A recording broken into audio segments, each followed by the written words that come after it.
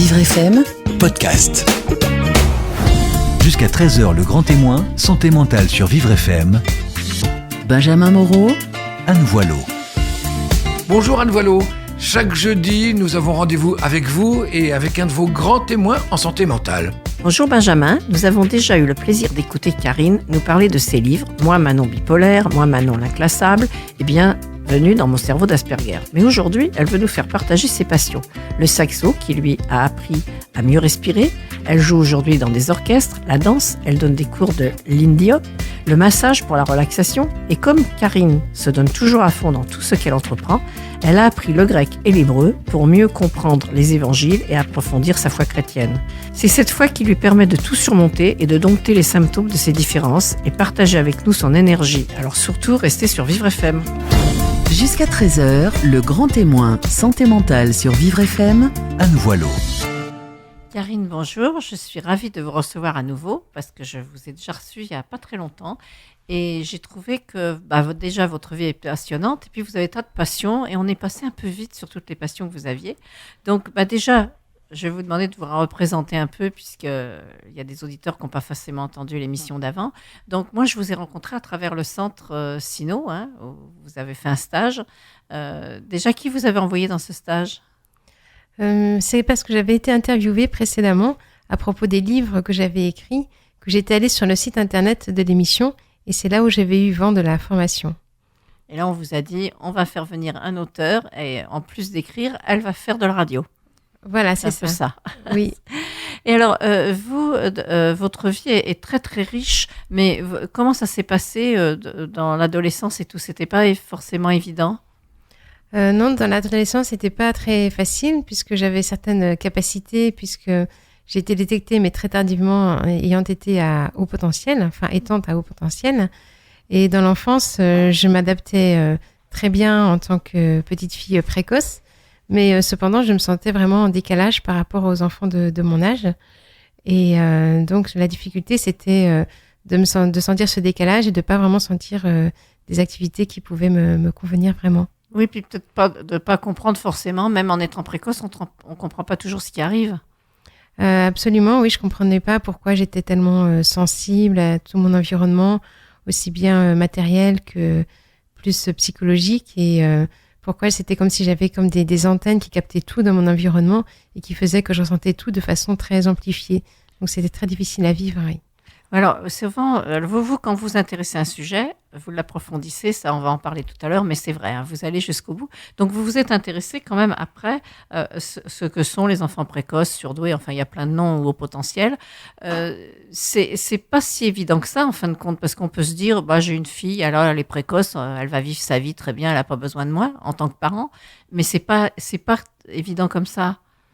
Non, c'est pas évident comme ça, mais la difficulté, c'est que autant chez les garçons, c'est souvent très visible parce que les garçons sont plutôt en rébellion et se mettent un petit peu à l'encontre du système établi qui leur convient pas. Autant les filles s'adaptent parfaitement bien. Ou essayent de s'adapter parce qu'il y a quand même des choses qui vont pas. Oui, elles essaient de s'adapter, mais elles sont souvent premières de la classe. Donc, pour les parents, tout juste très, très brillantes. Oui, voilà. Donc, elle vit sa vie, c'est bien. Voilà. Mais en fin de compte, il y a un besoin. Alors, en tant que parent, qu'est-ce qu'il faut faire ? Parce qu'en fait, il y a un besoin affectif de beaucoup plus grand que chez les autres enfants. Qu'est-ce qu'il faut faire quand on a un enfant précoce ? Oui, en effet, il y a un besoin affectif beaucoup plus grand. Du fait de cette hypersensibilité, il faut être d'autant plus alerte par rapport aux maltraitances éventuelles ou qu'elle pourrait subir aussi bien à l'école que par rapport à d'autres frères et sœurs qui risquent d'avoir une répercussion dans sa vie beaucoup plus importante. Les moindres brimades prennent une ampleur énorme, beaucoup plus que par rapport à une personne qui serait juste dans la norme. Il faut dire que c'est pas toujours évident d'être première de la classe. Non, c'est vrai que c'est pas toujours évident. Enfin, moi, j'ai été mise en compétition aussi par rapport à... On était 2 premiers de la classe, il y avait moi et un petit garçon. Et donc, on alternait dans les matières mathématiques ou français. Et on était mis en compétition aussi par nos mamans. Donc, c'était pas forcément facile à vivre. Oui. Ah oui, alors un coup, c'était vous, un coup, c'était lui. Oui. Lui, plutôt pour les maths, moi, plutôt pour le français. Puis, Ah oui, ça, c'est... Faites attention de ne pas en rajouter, en fait. Un peu, c'est ça. Oui, voilà, c'est ça. Les parents faisaient, oui. Oui. Et comment ça... À quel moment vous avez compris que vous aviez cette différence-là ? La différence d'être plus sensible, de mieux comprendre. Je l'ai compris très tard, en 2012, donc j'avais presque 40 ans. Ah ouais. Oui, oui. Vous les faites pas, je croyais que vous les aviez pas. Alors, vous voyez déjà. Ah oui, donc c'est très tard. Oui, c'est très tard, oui. Donc Oui. vous êtes penché sur, oui, vous avez été voir sur Internet, vous avez lu des tas de choses parce que vous m'avez dit des choses très intéressantes sur les enfants précoces. Oui, je suis allée sur Internet, j'ai lu beaucoup d'ouvrages par rapport à ça. Et en me documentant, c'est vrai que je me suis beaucoup reconnue dans certains témoignages et certains livres. Donc après, j'ai passé les tests de quotient intellectuel, d'échelle de Wechsler, enfin des choses assez spécifiques qui ont confirmé ce diagnostic. Alors, c'est vrai que vous m'avez dit une chose qui était très importante. J'ai remarqué que chez les enfants précoces, il y a effectivement, très jeunes, une empathie pour les autres. Ils sont empathiques, ils comprennent, mais peut-être qu'ils sont empathiques, ce que vous m'avez expliqué, parce qu'ils comprennent plus que d'autres enfants au même âge. J'ai l'impression, oui. Ouais. Oui, qu'il y a ce décalage, cette précocité au niveau compréhension et empathie. Et pour autant, au niveau affectif, ce sont quand même des enfants. Donc, Oui, voilà, mais alors en plus, ils ressentent plus les choses, c'est d'autant plus difficile, en fait. C'est normal qu'il y ait un décalage et que si on se sent empathique alors qu'on est très jeune, on a du mal aussi à savoir ce qu'il faut faire. c'est juste. C'est juste. Moi, j'étais assez démunie et comme je l'avais expliqué dans la précédente émission, j'avais des échanges épistolaires avec mon arrière-grand-père qui était lui plus que centenaire, alors que moi, j'avais à peine 10 ans. Et lui me donnait sa vision de la vie. Et c'est un petit peu ces repères-là que j'ai saisis moi-même pour comme repère étalon, en fait, de ce que c'est que la vie, la souffrance, la mort. Mais c'est beau, ça, quand même. Mais à 10 ans, c'est peut-être un peu tôt. Oui, voilà, c'est sûr. Moi, ça m'a marqué énormément. Ça m'a donné un peu un coup de vieux de façon très prématurée. Oui. Alors, qu'est-ce qui vous avait donné comme repère dont vous vous souvenez? C'est que la vie, c'était pas très positif. Hein. C'est que la vie, c'est comme un cadeau cassé. Il avait entendu dans une émission du commandant Cousteau une petite fille qui disait que sa vie, c'était comme un cadeau cassé. Et pour lui, ça voulait dire une vie pleine de souffrances qu'on préférait ne pas avoir. Et en effet, c'est vrai qu'il dans sa vie, il avait fait les 2 guerres mondiales, entre autres. Donc, il a vu pas mal de souffrances. Oui, il y avait une question d'époque aussi. Et c'est vrai que à quelqu'un de centenaire qui vous explique ça à 10 ans, ça ne vous donne pas, effectivement, une vue de la vie telle qu'elle est quand même. Enfin, telle qu'elle est. Elle peut être aussi comme ça. Mhm. Mais c'était intéressant ce qu'on m'avait dit, parce que je n'avais jamais pensé à ça. J'avais remarqué ça chez des enfants précoces, cette capacité de se mettre à la place de l'autre. Même si vous aviez 10 ans, il avait 100 ans, vous vous êtes mis souvent à sa place. Oui, absolument, oui. Complètement, oui. Ouais, ça, c'est assez extraordinaire. Et qu'est-ce que vous avez relevé d'autre pour ces enfants-là? Alors moi, je parle peut-être un peu en tant que parent. Faites attention, vous avez un enfant précoce, vous en êtes aperçu. Qu'est-ce que je dois faire? Eh bien, si l'enfant est décelé jeune, peut-être qu'il serait intéressant pour lui d'avoir des séances de psychothérapie où il puisse s'exprimer, parler de ses différences avec une psychothérapeute formée spécialement pour ça, oui. Oui, parce qu'il y a des psychothérapeutes qui sont formés pour les enfants précoces. Absolument, oui. C'est important parce qu'après, il peut expliquer s'il est en but à des enfants qui lui en veulent ou il peut expliquer ce qu'il a, en fait. Quelque part, il le comprend mieux. Voilà, absolument, oui. Et vous, alors après, comment vous avez évolué à travers tout ça? Eh bien, j'ai évolué d'abord brillamment en faisant une école d'ingénieur et donc en restant dans le fait de donner le meilleur de moi-même, toutes les capacités que je pouvais offrir. Et puis ensuite, je me suis un petit peu cherchée, vraiment beaucoup cherchée, comme beaucoup d'enfants précoces. Je me suis reconvertie beaucoup, j'ai changé de profession, j'ai déménagé, parce que j'étais une éternelle insatisfaite, j'étais jamais très bien à la place où j'étais et je trouverais toujours à redire. Donc comme j'avais beaucoup de facilité d'adaptation, eh bien je les mettais à profit pour chercher encore. En fait, quelque part, vous aviez beaucoup de questions. Oui, et absolument. pas beaucoup de réponses. Oui, c'est juste. Oui. C'est peut-être ça aussi. Alors, ce qui marque chez vous, c'est que quand vous faites quelque chose, vous le faites vraiment à fond. Hein. Alors, vous avez commencé. Alors, bon, le côté ingénieur, on laisse. Qu'est-ce qui a été d'abord qu'est-ce qui vous a passionné en premier? Quelque chose que vous aviez choisi vraiment? Eh bien, les danses en couple. J'ai découvert ça à l'âge de 18 ans et c'est devenu très vite une passion. Donc, d'abord, j'ai pris des cours, des danses standards. comme le rock, la valse, le tango, les danses latines. Et ensuite, j'ai pu évoluer vers des danses plus swing, comme le Lindy Hop, dont j'avais parlé dans une petite chronique. Oui. Et Mm. parce qu'il y a un vrai échange avec le partenaire. C'est ça qui vous a plu? Oui, c'est ça, beaucoup de liberté, beaucoup de gaieté, beaucoup d'improvisation. C'est ça qui m'a beaucoup plu, oui. C'est un vrai plaisir pour vous quand vous en parlez. Oui, absolument, oui. Mm. Alors bon, on fait de la danse, je comprends, mais alors là, comme je disais tout à l'heure, vous allez toujours jusqu'au bout des choses, vous montez une école de danse. Oui, Parce que en faire ne suffit pas. oui, c'est ça. J'ai assisté à un ami qui donnait des cours sur sa péniche, donc sur son lieu d'habitation. Et ensemble, on a pu aussi donner des stages dans des villages de vacances, des stages thématiques avec des cours tous les jours de danse swing. Oui. Et vous le faites toujours, ça marche toujours? C'est sporadique, mais oui, ça arrive de temps en temps, oui. À la fin de la mission, on donnera là où on peut s'inscrire si on veut faire de D'accord. la danse et venir vous voir sur la péniche. C'est toujours sur la péniche. Oui, absolument, oui. Ça, c'est bien. Alors, ça, la danse, vous continuez. Alors, ce qui m'étonne, moi, c'est que vous faites des tas de choses, mais alors vous continuez tout. Alors, après, vous avez fait du saxo. C'est après, tout de suite après, ou il y a autre chose entre les deux? Non, entre les deux... Enfin, non, c'était après, mais bien après, puisque c'est intervenu en 2006 ou 2007, donc beaucoup plus tard. Et ça a été en fait une espèce de thérapie, le saxophone, pour jouer un peu sur mon souffle et essayer de calmer un peu mes angoisses. Ouais, c'est une bonne idée. C'est pas évident quand même, le saxo, c'est pas évident. Non, c'est pas évident du tout. Il y en a notre technicien c'est du saxo qui fait aussi. Et il nous a fait une démonstration, c'est pas évident du tout. Donc, c'est 2 saxophonistes dans le studio. C'est bien ça. Alors, vous en faites toujours? Oui, j'en fais. J'ai fait partie de différents orchestres. Voilà, c'est ce que je disais tout à l'heure. Karine, quand elle commence quelque chose, vous n'avez pas encore monté un orchestre? Non, ça non. Ça non. Mais vous arrivez à vous imposer dans des orchestres? Oui, c'est ça, oui. D'abord, j'ai fait partie d'un orchestre de jazz à Levallois, un big band de jazz. Et puis, j'ai fait partie de la fanfare aussi de Levallois. Et puis ensuite, un orchestre plus latino-américain, cubain. Et là, actuellement, je fais partie d'un orchestre d'harmonie. Ah oui, je suis étonnée, je suis admirative. Alors, il y a la danse, le saxo. Là, on va faire une pause musicale sur le saxo et on verra après les autres passions, parce qu'il y en a d'autres. À tout de suite, Karine. Vous écoutez Le Grand Témoin, Santé mentale jusqu'à 13h sur Vivre FM. Anne Voileau.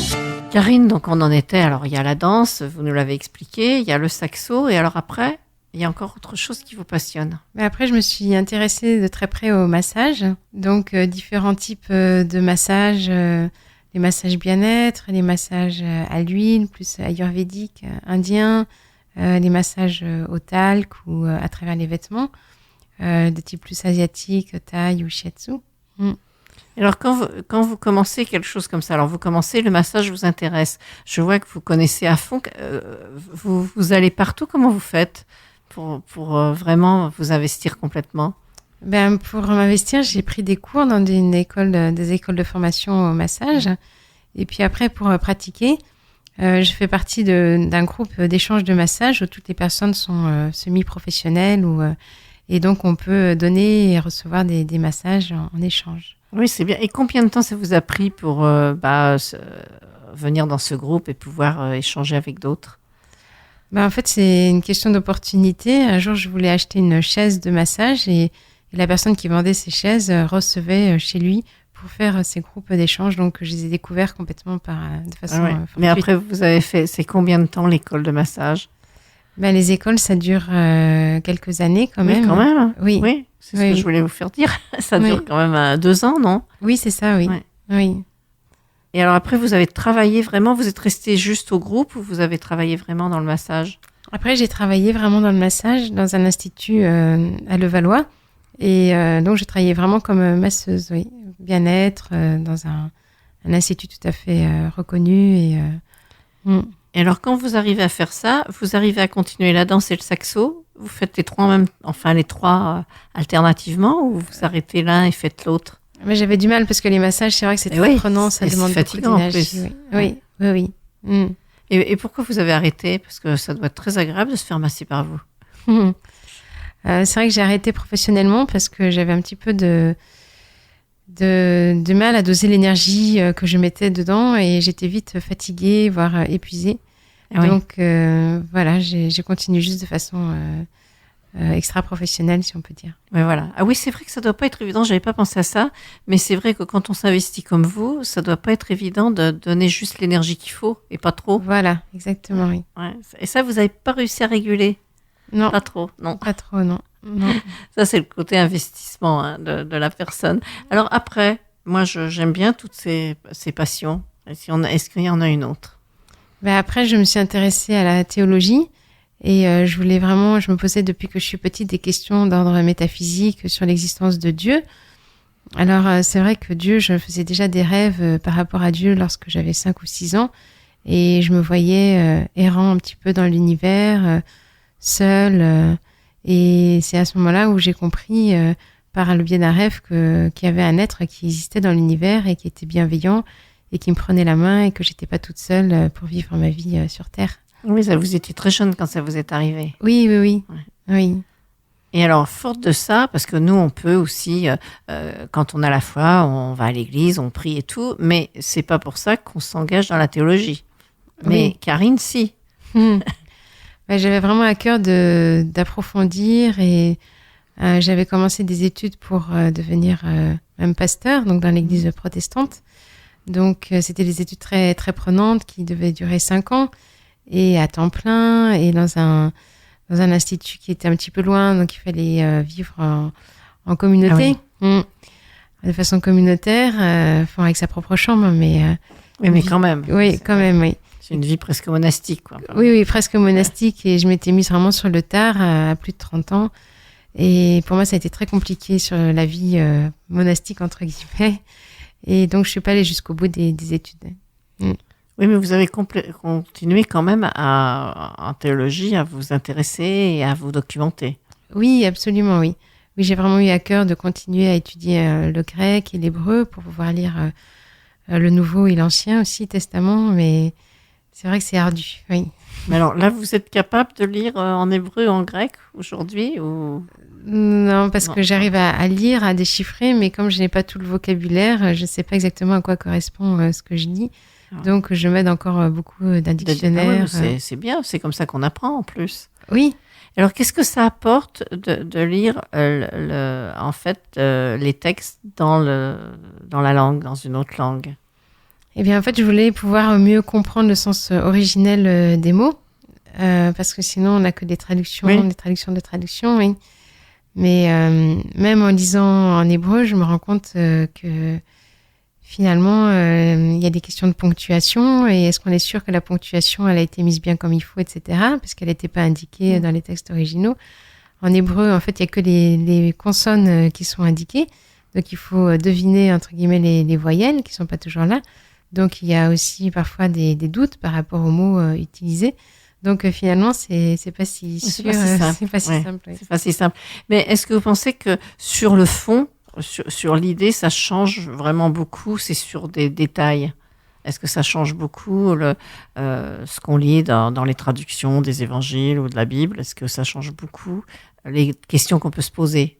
Ou pas vraiment sur le fond? Ça doit changer sur la forme, c'est sûr. Hein. Oui, sur la forme, oui, Ouais. absolument, oui. Mais est-ce que cette forme, vous pensez, change vraiment le fond? Est-ce que vous avez découvert quelque chose en vous disant, bah oui, c'est pas du tout ça que j'avais compris? Non, Ou pas vraiment, ouais. c'est juste non. Ouais, je pense que les traducteurs ont essayé de rendre, pas forcément la forme, mais le fond en tous les cas. Oui, Hein, Donc on n'est pas, vous nous rassurez Karine, on n'est pas obligé d'apprendre l'hébreu ou le grec pour lire les anciens textes non, pas du et tout. avoir la foi quand même. Voilà, absolument. Et avec le recul, toutes ces difficultés que vous avez vues, ça vous a beaucoup... Qu'est-ce qui vous a le plus aidé dans la vie? Ça, c'est pour vous savez, les bonnes pratiques pour les gens qui en sont là où vous en étiez à 15 ans. Ce qui m'a beaucoup aidé, je pense que c'est la foi. La foi que je mettrais en premier. Parce que je pense que Dieu, qui a guéri tellement de personnes dans le passé, le Nouveau Testament est plein de récits du Christ guérissant les malades. Et ben moi, je pense qu'aujourd'hui, il est parti, mais il nous a donné son esprit.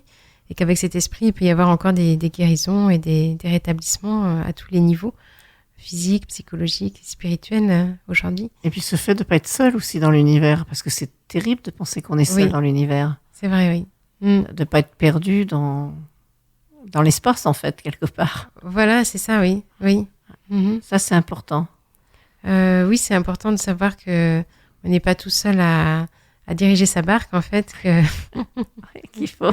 Que quelquefois, on peut laisser le vent nous porter. Oui, voilà, que quelquefois, il y a une main bienveillante qui est là pour nous seconder dans cette dure tâche, oui. Oui, ça c'est important. Alors, la dernière fois, vous aviez dit quelque chose qui, moi, m'a beaucoup intéressée aussi, c'est vous n'êtes jamais satisfaite de ce que vous faites. Enfin, jamais complètement. Pour vous, pour vous, il y a toujours quelque chose que vous n'avez pas bien fait ou que vous auriez pu mieux faire. C'est juste, oui. Mais pourquoi ? Parce que vous faites des tas de choses et puis quand vous en parlez, par exemple, vous parlez de la danse, on a envie, on sent bien que vous faites ça très bien. Est-ce que vous en parleriez pas comme ça si c'était pas le cas ? Qu'est-ce qui fait que, quelque part, en vous-même, vous n'êtes pas satisfaite ? C'est vrai que j'ai un tempérament de perfectionniste depuis que je suis toute petite. Et ce perfectionnisme, je l'applique à tout ce qui concerne ma vie. Et donc, ça peut pousser à l'extrême. C'est plutôt un handicap, oui. C'est angoissant ? C'est quelque chose d'angoissant ? Oui, c'est angoissant, oui. Oui. Mais il n'y a pas une chose comme ça, là, allez, aujourd'hui, vous êtes contente de vous sur quelque chose ? Il va y avoir quelque chose qui... Et le grand-père, est-ce que c'est pas le grand-père quand même, avec Célette quand vous aviez 10 ans et lui une centaine d'années, qui vous a fait penser, parce que vous l'aimiez beaucoup ce grand-père. Oui. Et à 100 ans, quelque part, il y avait quelque chose qu'il n'avait pas résolu, puisqu'il n'était pas très heureux de sa vie. Donc, est-ce que ça vous a pas fait dire, vous, à 10 ans, attention, on n'est jamais satisfait ? J'ai du mal à dire l'influence réelle qu'a eu mon arrière-grand-père sur ma vie. Peut-être quand même, oui, ce côté d'avoir vécu 100 ans, c'est quand même, tout le monde ne peut pas en dire autant. Et puis, en même temps, d'avoir une grande souffrance quelque part. Oui. Même si la vie a été difficile. Donc, c'est un peu... Quand on vieillit, on n'a pas le même regard sur sa vie que quand on est jeune. Oui, c'est vrai. C'est normal. Donc, peut-être, je pense qu'il vous a peut-être légué un peu de ce côté. Et puis, vous êtes perfectionniste, et puis voilà. Alors, vous allez vous lancer dans quoi, là, maintenant ? Parce que... Donc, cette année, là, je vais continuer les activités. Oui, déjà, que vous avez, là, vous n'allez pas abandonner quand même. Non. Et vous aimeriez vous lancer dans autre chose ? Non, c'est vrai que j'ai pas vraiment d'idée pour d'autres choses, non. Vous me rassurez quand même un petit peu. Hein.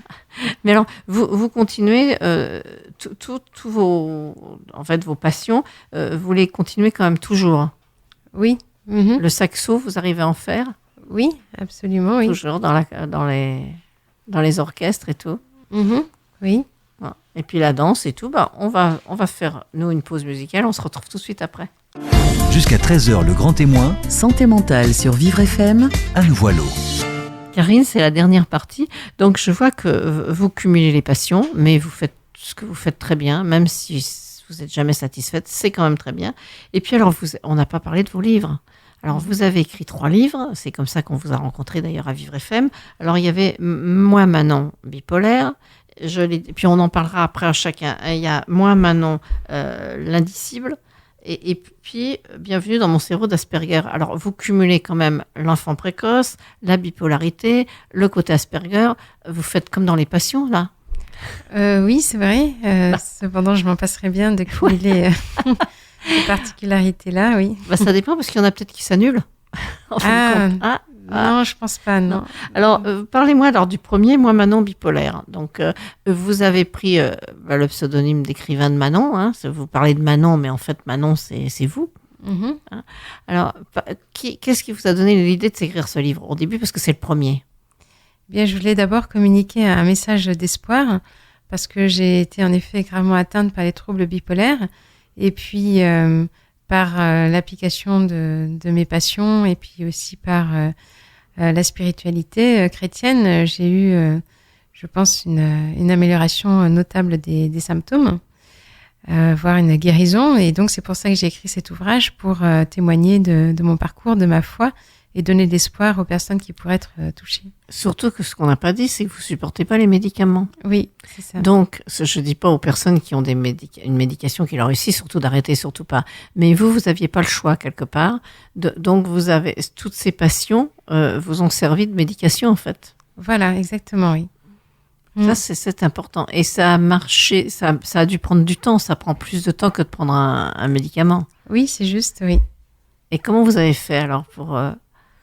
Eh bien, c'est vrai que Christian Gay, qui nous avait fait de la psychoéducation, nous avait incité à tenir un diagramme de l'humeur et à indiquer chaque jour où en était l'humeur. Et donc, sachant pertinemment où j'en étais, en fait, je mettais en place les techniques ou les stratégies directement avant que l'humeur ne monte trop ou ne descende trop. Et donc, avec ce que j'avais à portée de main, la musique, la danse ou les massages. Oui, parce qu'en fait, vous dites le saxo, c'était facile, c'est la respiration. Donc, c'est vrai que dans le yoga et on apprend que pour se déstresser, il faut savoir respirer. Donc, déjà ça. La danse, c'est plus le mouvement. Qu'est-ce que ça vous apporte, la danse, quand vous sentez que l'humeur change? Eh bien, ça apporte un grand bien-être, un partage, le fait de ressentir de l'harmonie en couple, le fait de sentir, de voir aussi le regard des autres et de voir que je crée du bonheur aussi autour de moi. Et donc, tout ça, c'est extrêmement positif, oui. Oui, ça, c'est ça, mais c'est quand même remarquable parce que c'est vrai que vous vous servez de choses qui, en plus, font plaisir aux autres parce que le saxo, c'est la musique, ça fait plaisir quand vous jouez. La danse, les gens sont contents de prendre les cours et puis de vous regarder. Et puis, le massage, c'est direct, là, c'est le toucher, c'est directement agréable pour les deux. Oui, absolument, oui. Et il y a une de ces trois passions, de ces trois que vous adaptez plus à quand vous êtes trop up ou trop down ou pas, ou c'est selon l'humeur? Eh bien, les massages, c'est plutôt lorsque je suis plutôt down. Ça a tendance à me remonter, à me faire du bien, et la danse et la musique. La danse, ça joue pour les deux, je dirais. Et la musique, c'est plutôt, oui, par rapport aux angoisses. Oui. Oui. Alors, le docteur Guy disait en plus que quand on est bipolaire, on a plus de sensations très développées, en fait.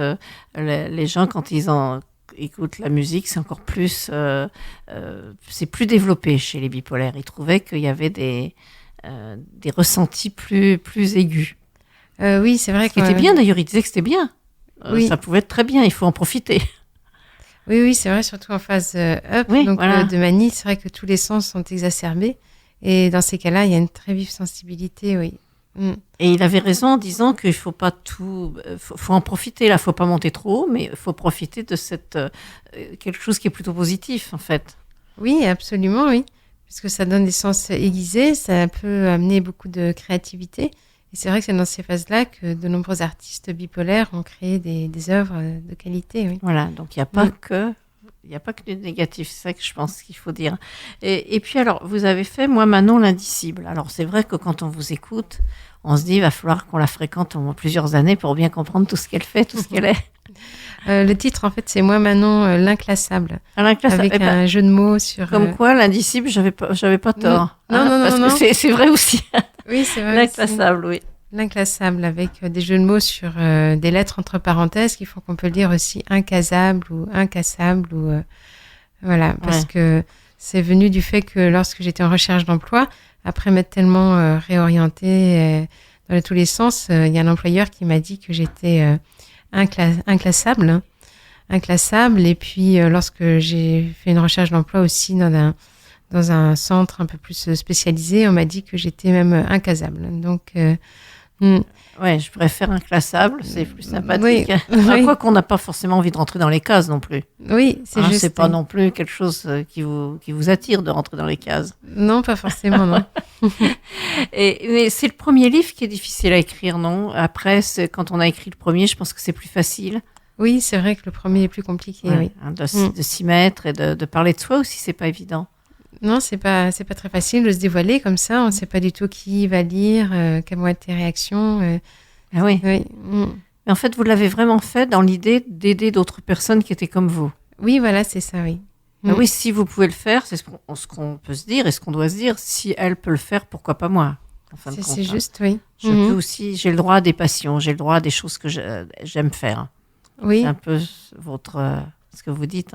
Absolument, oui. Et puis alors après, forte de ça, bienvenue dans mon cerveau d'Asperger. Alors en plus, là, quand même, vous en rajoutez. Bien, donc le deuxième traitait plutôt de la précocité, Oui, voilà. des enfants précoces. Et qu'est-ce que ça devient à l'âge adulte? Et le troisième, j'ai eu un diagnostic tardif parce que finalement, je me reconnaissais pas dans les groupes de bipolaires. Après, j'ai fréquenté des groupes de personnes surdouées où je me sentais aussi très différente.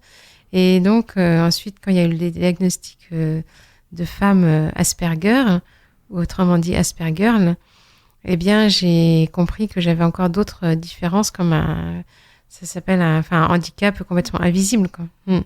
Mais vous sentez plus proche de quel handicap, si on peut s'exprimer ainsi, parce que l'Asperger, je pense que c'est ce qui me donne le plus de fil à retordre aujourd'hui, oui.